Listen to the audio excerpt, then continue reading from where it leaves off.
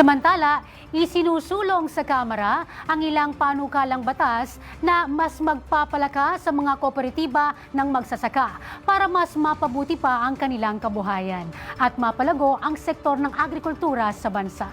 Samantala, nasa linya naman po ng telepono si Kate Renya para sa 13 sa tanghali live. Kate? Zay, itong sumalang sa deliberasyon na panukalang batas na inihain ni Representative Robert Dazal na House Bill 1023 at House Bill 2417 ni Representative Felimon Espares ay nakatuon sa pagpapaunlad, promosyon at pagbibigay ng proteksyon sa mga agricultural cooperatives sa bansa.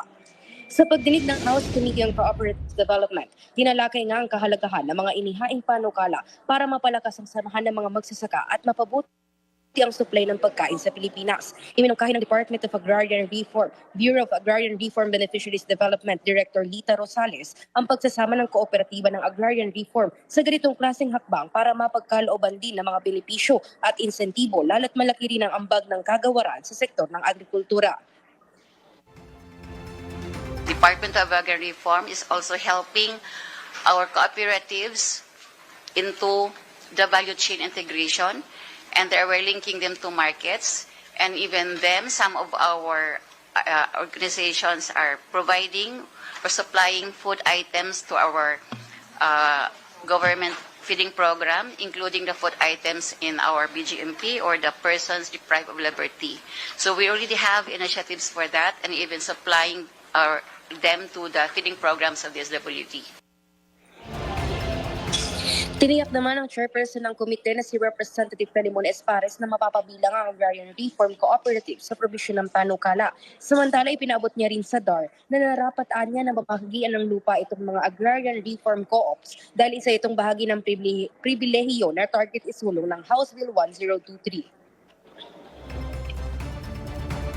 Try to get your reaction on this, but then hopefully, kung nakita natin na magandang privileges ito na ibigay sa ating agricultural co-ops, so why not exempt agricultural cooperatives to acquire agricultural lots more than the 5 hectares limit?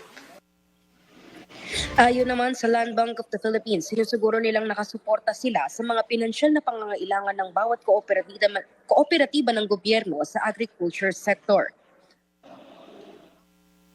We've always been a partner by DA, also by DAR, in implementing financing or credit programs for them.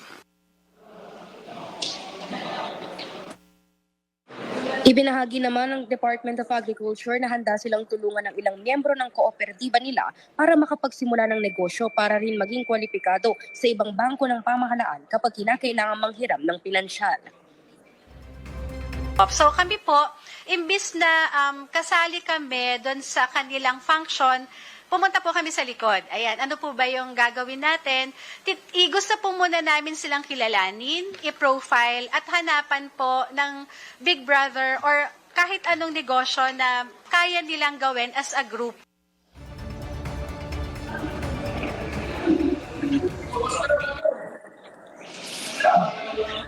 Zay, bukod pa dyan, tinalakay rin ng mga mambabatas katuwang ilang ahensya ng pamahalaan ang panukalang nakatuon naman sa pagpapalakas ng kooperatiba pagdating sa water services at paglalaan ng pondo para lalo pang masuportahan ang mga ito.